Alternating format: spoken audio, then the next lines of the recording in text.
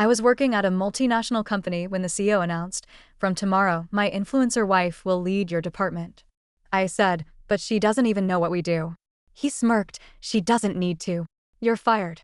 I left in silence, but the next day I woke up to 37 missed calls from him, yelling, "She just live-streamed our confidential strategy." What happened next was, I never thought my career would fall apart in the middle of an all-hands meeting on a Tuesday morning. But I guess no one ever does. I was 44 years old, living in Charlotte, North Carolina. Worked 16 years at Arcanix Corporation, a multinational tech conglomerate most people know for our smart home devices. I was the kind of guy who stayed late when nobody asked, knew every damn protocol like the back of my hand, and tried to keep my head down. It wasn't glamorous, but it paid the bills, gave me a purpose. And heck, it worked. I was leading strategy implementation for the North American sector. Oversaw a team of 15, interfaced with international markets, developed rollout plans for Asia-Pacific, Europe, you name it. I wasn't flashy. I didn't care about office gossip or company parties. I was a get-it-done kind of guy. The dependable one. Which is why what happened still stings. It started with a calendar invite, mandatory all hands, 9 a.m., floor 42 auditorium, CEO present. Nothing unusual. These happened quarterly. I remember that morning I skipped breakfast, running late from reviewing a contract revision at 3 a.m. I figured the CEO, Blaze Runner, was going to do as usual, pat us on the back, announce some new pilot program, maybe show off his overpriced watch. I walked into the auditorium a few minutes before it started. It was already half full. People were on their phones or murmuring about some new influencer campaign Vienna Renner had launched. Vienna was Blaze's wife. She called herself a digital lifestyle entrepreneur, but I'd always thought of her as just another social media personality. Bright filters, empty buzzwords, zero understanding of what we actually did. Blaze walked out with the energy of a man about to drop a device. He smiled like he knew something we didn't. That cocky, TV anchor grin. "Good morning, team," he said, tapping the mic, exciting news. I shifted in my seat. His tone was different. "Effective tomorrow," he said, "there will be a leadership transition in our strategy department." People around me straightened up. "I'm thrilled to announce that Vienna, yes, my Vienna, will be stepping into a new role. She'll be leading the strategy going forward." Silence. I actually thought I misheard. Someone behind me whispered, "Wait, his wife." I raised my hand. My voice came out steadier than I expected. "Excuse me, Mr. Renner," I said. "Vienna doesn't have a background in market strategy or corporate operations. She's an influencer, isn't she?" A few people around me went stiff. Blaze looked right at me. He smiled. That smug, infuriating smirk. "She doesn't need to know what you do, Curtis. She brings vision. That's more important than spreadsheets." My stomach dropped. Sir, with all due respect, this is a sensitive department. We handle confidential international data. This isn't just branding. This affects regulatory policy, trade, you're fired," he said flatly. Dead silence. I blinked. What? "You're dismissed. Effective immediately." There was no performance review. No warning. Nothing. Security walked up beside me before I could even say another word. I didn't fight it. I didn't want to give him the satisfaction. I grabbed my phone and my bag, and I walked out. I sat in my car for over an hour. I don't even remember turning the key in the ignition. I just sat there in the parking lot, staring at the dashboard. I didn't cry. I didn't even get angry. I just went numb. My wife, Denise, was on some yoga retreat in Asheville. My daughter, Mira, was away at Duke. So I went home to an empty house. I opened a bottle of Glenlivet I'd been saving since Myra's high school graduation. Drank 2 fingers straight, then 3. Sat in the living room with no lights on, just the hum of the fridge and the occasional car outside. I don't know when I passed out. Maybe 2 a.m.? But I know exactly what time I woke up. 6:12 a.m. My phone was vibrating nonstop. 37 missed calls. All from Blaze. I stared at the screen like it was a ghost. My voicemail icon blinks red. I listened to the first one. "Curtis.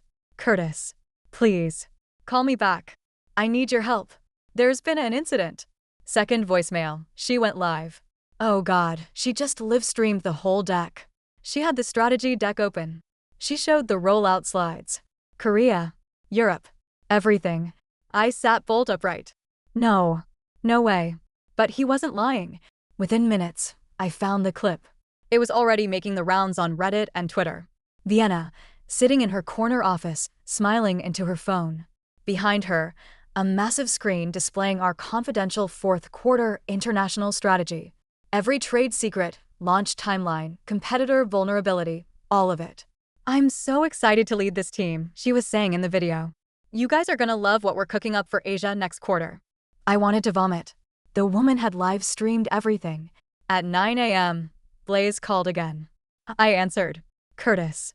Christ, I messed up. You think? I said coldly. I need you back. Just to consult. Short term. We need damage control. You're the only one who knows this stuff. I don't work there anymore. I'll pay double your salary. Triple. Just please. Just come in. I should have hung up. But I didn't. I wanted to see the mess for myself. I wanted to see what happened when you handed the wheel to someone who didn't know how to drive. When I walked into the building later that morning, people stared. Some avoided eye contact. Others looked relieved, like help had finally arrived. The executive team was in full meltdown mode. Legal was drafting cease and desists. IT was scrubbing every trace of the live stream from the net. PR was scrambling for a story, some way to spin this as a misunderstanding. Vienna? She posted an apology video in her signature tone, airy, vague, performative. I just wanted to bring my followers into my world, she said. I didn't realize how technical everything was. It's a learning moment. It had over 700,000 views in under an hour. I buried myself in the mess. Rewrote the Korea launch strategy. Built a firewall around the remaining IP. Coordinated emergency comms with our partners in Seoul, Tokyo, and Paris. That's when I found it. It was by accident, really. A file misnamed and poorly secured in Vienna's corporate drive. A hidden audit report, never meant to see the light of day. Turns out Vienna wasn't just incompetent, she was siphoning money. Company funds were being redirected to a shell corporation registered under her maiden name. Millions of dollars over 6 months. Disguised as creative partnerships and PR engagements. I stared at the numbers, the invoices, the bank statements, and then the name hit me like a freight train. Denise Langford. My wife. She'd been receiving payments. Regular ones. Tens of thousands of dollars. For what? Consulting. She was consulting for Vienna. I just sat there, staring at the screen like it was a foreign language. Denise Langford. Payments from Vienna's shell company, labeled Creative Business Consulting, going back 8 months. The transactions weren't huge at first, $3,000 here, $4,500 there. But over time, they ballooned. 1 month, she pulled in nearly $28,000. I scrolled through every invoice, every PDF. Some were filled with vague bullet points. Brand growth alignment, voice coaching, platform synergy, corporate nonsense. But I recognized the phrasing. Denise had a background in communications. She used to work in PR before she left to freelance full-time. And then it hit me like a gut punch. She wasn't freelancing for some anonymous agency like she claimed. She'd been working for them. I stood up too fast and knocked over my coffee. My heart was pounding, blood loud in my ears. I grabbed my phone, opened our messages. The last one from Denise was a photo of a lake at her yoga retreat with the caption, "Wish you were here." So peaceful. That was 2 days ago. I couldn't think. Couldn't sit. I took the elevator down to the parking garage, hands shaking. Called her 5 times on the drive home. No answer. She finally picked up as I was turning into our neighborhood. Hey, babe, she said casually. Everything okay? I couldn't hold back. Where are you? I'm still in Asheville. Why? You sound weird. I pulled into the driveway and killed the engine. Sat in silence for a second, staring at the hydrangeas she planted last spring. We need to talk. Now. She hesitated. About what? I found the invoices, Denise. Silence. Pure, dead silence. I said it again, slower. The payments. From Vienna Renner's company. I found everything. She didn't even try to deny it. Instead, she sighed. Curtis, it's not what you think. That made me laugh. A dry, ugly sound. Then explain it to me. Because it looks a heck of a lot like my wife's been taking money from the people who just wrecked my entire career. I wasn't spying on you, if that's what you're suggesting. Wasn't suggesting it. You just said it. Jesus, she muttered. Look, Vienna reached out months ago. She needed help figuring out how to communicate her transition into the company. I gave her a few tips. She liked them. Asked for more. It turned into regular work. You didn't think to mention it? I signed an NDA, she said. She made me keep it private. You signed an NDA with the wife of my boss. The same man who fired me in front of my whole department. And you didn't even think to ask how that might make me feel. Her voice got cold. You don't own me, Curtis. I was doing legitimate work. I'm not responsible for what happened to you. That cut deeper than I expected. You really believe that? More silence. I need some time, I said. Don't come home tonight. I hung up before she could respond. The next few days were a blur. I worked like a machine, locking down the leaks, rewriting strategies, and delivering updates to a board that looked more exhausted by the hour. Meanwhile, Vienna kept her public apology tour going, all while playing the victim of corporate sarcasm. Then Blaze called me into his office. He looked like he hadn't slept in days. His shirt was wrinkled, and his usually perfect hair had a cowlick in the back, a silent indicator that his world was coming undone. He gestured for me to sit. I heard you found the payment trail. I just stared at him. I had no idea she was funneling that kind of money. I thought it was just petty spending. Boutique stuff. Branding garbage. She created a fake consulting firm, Blaze. I know. Legal's crawling all over it now. But this could bury us. I crossed my arms. You want my advice? He nodded. Fire her. Publicly. Show the board you're taking it seriously. Otherwise, you're done.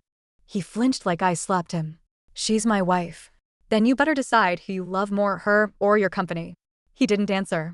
That night, I finally sat down with Mira. She came home early from Duke, sensing something was off. She was sharper than I ever gave her credit for. Dad, she said gently, Mom wouldn't just do this for money. There's more to it. She lied to me, Mira. Maybe she was protecting you.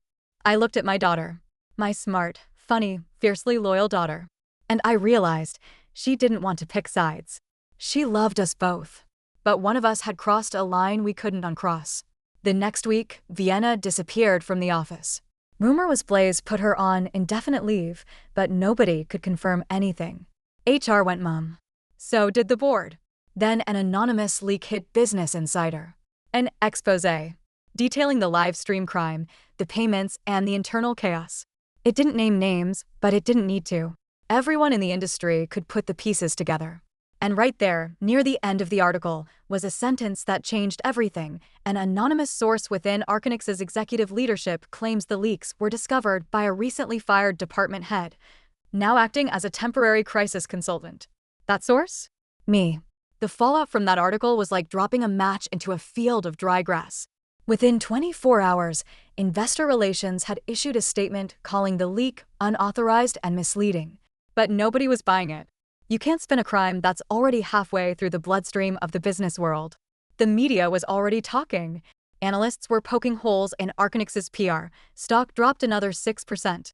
By the second day, 5 department heads had resigned. 2 major international partners in Seoul suspended contract talks. And the board, well, they were circling Blaze like vultures, waiting to see if he'd bleed out or get back up. Me? I stayed quiet. Kept my head down. Didn't respond to the press. I wasn't in this for revenge, not really. At least, that's what I told myself. But I couldn't stop thinking about Denise. About the quiet way she accepted my anger. How her voice didn't shake when I told her to stay away. She hadn't called since that night. No messages. No apology. Just a void. It messed with me more than I wanted to admit. I hadn't told Mira about the money. Just that her mom had taken a consulting gig that crossed a line. But the truth was pressing on me like a weight I couldn't shake. Then one evening, I got a call from the last person I expected. It was her. Curtis, Vienna said, her voice more subdued than I'd ever heard it. Can we talk? I nearly hung up. But curiosity got the better of me. Talk, I said. Not over the phone. Please. Just 20 minutes. I'll meet you wherever. There was something broken in her voice. Something scary. Not the usual smug, curated tone she used for the internet. Against my better judgment, I agreed. We met at a quiet bar in the South End. I got there early, took a booth in the back, and kept my back to the wall. She walked in 10 minutes late wearing oversized sunglasses, like she was still hiding from paparazzi that didn't exist. Thanks for coming, she said as she sat down. I didn't reply. Just wait. I'm not proud of what happened, she started. I didn't understand the systems. I thought I thought I could learn it as I went. You didn't just mess up, I said flatly. You exposed trade secrets on a live stream to over 1 million people. She flinched. I know. And I regret it every second. I narrowed my eyes. Then why call me? She hesitated. Looked down at her drink. Because Blaze is trying to pin everything on me. I stared. He told the board I manipulated him, she said. That I pushed for the role, that I forged the invoices, created the shell corp on my own. Did you? No, she said quickly. We did it together. The whole thing. He wanted to funnel budgets to influencers to create an organic buzz. The shell was his idea. My name was just on it. I leaned forward. And the money to Denise? She looked away. That was mine. She helped me with branding, with phrasing. She didn't know the shell was illegal. My jaw tightened. So you dragged her in. She thought it was above board, Vienna said quietly. That's why I'm here. I needed you to know. She's not the villain. That hit hard. I sat back, mind racing. Denise hadn't lied about helping Vienna, but she'd been unaware of how deep the fraud ran. I stood up. I don't care what happens to Blaze or you, I said. But if any of this comes back to hurt my daughter, we'll have a different kind of conversation. Vienna nodded, silently. As I turned to leave, she said something I'll never forget. I was jealous of you. I stopped. You built something real, she said. I spent my life chasing an image. You built something people respected. I thought if I stepped into your world, maybe some of that would rub off on me. I was wrong. For a moment, just a brief one, I felt a flicker of pity. Then I walked out. The next week was a blur of meetings, restructuring, and press statements. The board launched an internal investigation. I gave them everything I had. The files, the logs, even the recorded conversation from Vienna. They thanked me with corporate smiles and promises of discretion. Blaze was suspended pending further review. The company line was leadership reassessment. Everyone knew it was just a polite way to show in the door. Denise finally came home. We didn't yell. We didn't cry. We just talked. She sat across from me at the kitchen table, the same one we'd shared for 15 years. There were tiny scratches on the wood where Mira used to do her homework. A burn mark from one of Denise's early attempts at cooking tofu stir-fry. I didn't know, she said. I swear. I thought it was freelance. I didn't think it would touch you. I believe you, I said. But it still did. She looked down at her hands. What happens now? I don't know. Neither of us did. But for the first time in weeks, the house didn't feel hostile. Just hollow. Then, 3 days later, I got the email. It was from the board.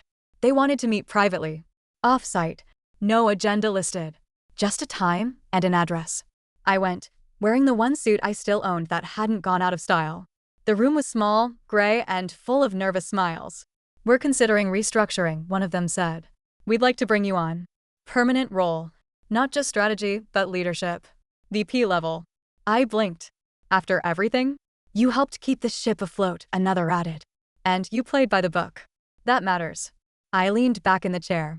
So you want me to clean up the mess your CEO and his influencer wife made, and in return I get to steer the Titanic for a while before someone else crashes it again? There was an awkward silence.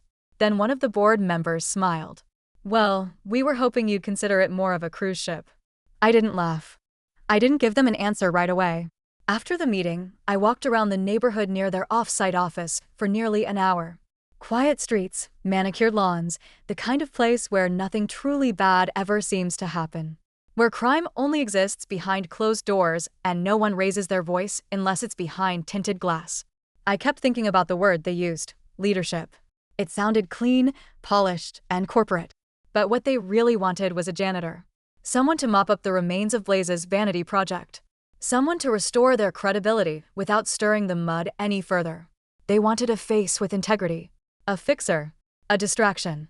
And I didn't know if I wanted to be that. Denise was in the kitchen when I got home. She was chopping vegetables in that methodical, quiet way she always did when her mind was somewhere else. I stepped in and leaned against the counter. They offered me a VP, I said. She stopped chopping, blade hovering midair.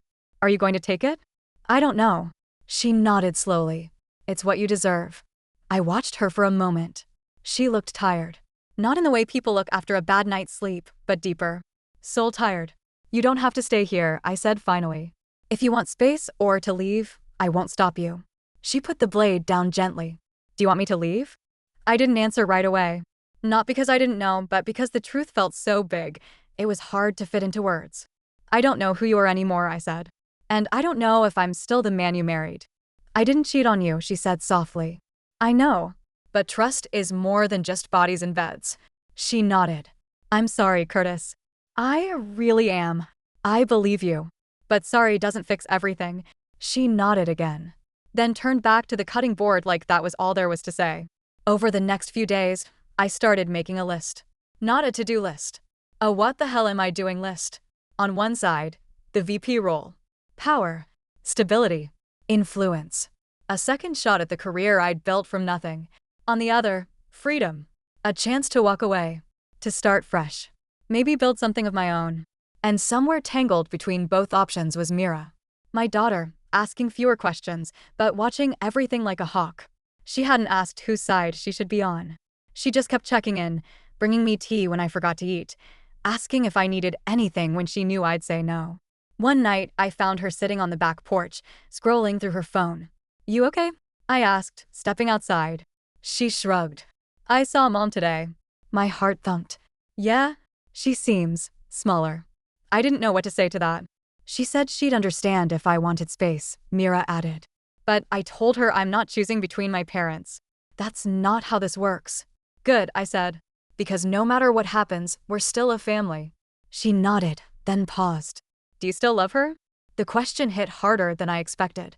I don't know. She looked down, then back up. That's okay, you know. Not knowing. I smiled, faintly.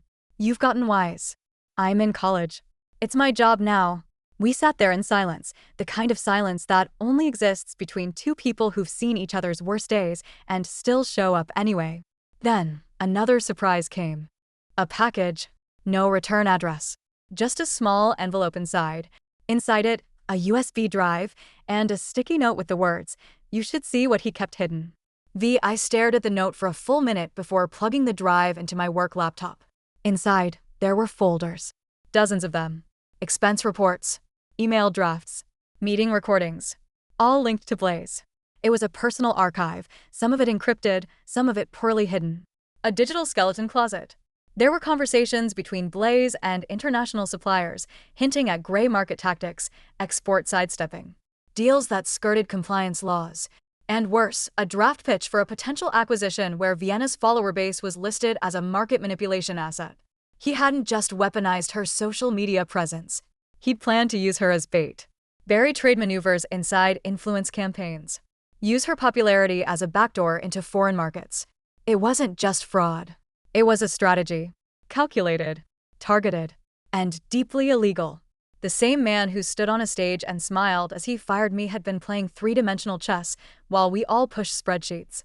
I printed 3 key documents, saved the rest, and sent an anonymous tip to the compliance board, just enough to start a fire without burning down the house. Let the watchdogs sniff out the rest. And then I sat back and waited. The next morning, Blaze's name was all over the news. CEO under investigation for market manipulation and international trade violations. They hadn't arrested him. Not yet, but the writing was on the wall. The board moved fast. Interim CEO appointed within hours. Internal audit teams expanded. A press conference is scheduled. The damage wasn't just professional anymore. It was criminal. And I knew, without a doubt, that my phone would ring again. And it did, just after midnight. Denise again. Her voice was soft, but clear. You leaked it, didn't you? I didn't respond. I saw the documents. Mira showed me the article. She was proud of you. Still, I stayed quiet. I am too, she added. This time, that hurt more than it healed. I need to ask you something, I said after a moment. If you'd known what Vienna and Blaze were doing from the start, would you still have taken the job? The line went quiet. Then, I don't know. Maybe. That was the most honest thing she'd said in weeks. And it told me everything I needed to know. The next morning, I turned down the VP offer. It felt like the wrong reward for the wrong reason. What they wanted wasn't leadership. They wanted a symbol, a shield, a scapegoat just in case things got worse. And I was done being the guy who cleaned up other people's messes. I drafted a short, polite email. Thank you for the offer. While I'm proud of the work I've done to stabilize the situation, I believe it's time for me to move in a different direction. I wish the company well in its restructuring and recovery. I hit send, and for the first time in months, I felt a strange kind of peace settle in my chest. I spent the rest of that week doing something I hadn't done in a long time, thinking about what I actually wanted. Not what was practical, not what was expected, but what felt right. And what felt right was starting over. Not as a fixer. Not as someone else's safety net. As someone with something of his own. So I did the thing that scared me. I incorporated Langford Strategic Consulting. A one-man operation for now. Clean, independent, focused. I filed the LLC paperwork, bought the domain, built the website myself with an old laptop and a strong pot of coffee. The clients didn't take long to find me. A handful of people from the industry reached out the moment the dust settled. Former partners. Overseas firms burned by Arcanix's antics. Smaller companies that couldn't afford massive agencies but needed someone who understood the real work. I took on one client at a time. Said no to the ones that gave me a weird feeling. I didn't want fast money. I wanted clean money. No secrets. No influencers. No fluff. Just strategy. Denise and I didn't divorce right away. There was no explosion, no screaming match. Just a slow, quiet understanding that the road we'd been walking together had split somewhere back in the distance, and neither of us had noticed until we were too far apart to reach across it. She moved into a rental about 20 minutes away. Mira stayed with me most weekends, but bounced between us as she finished her senior year. Denise and I still spoke, cordial, not cold. We talked about logistics, the house, the garden she missed. But never about us. Not anymore. Then, one morning, 2 months later, I got an invitation. A sleek envelope with gold foil on the edges. Fancy branding. Big typeface. Vienna Renner. Personal Branding Summit. She was hosting a conference. Keynote speaker. Subject: resilience and reinvention. I actually laughed out loud.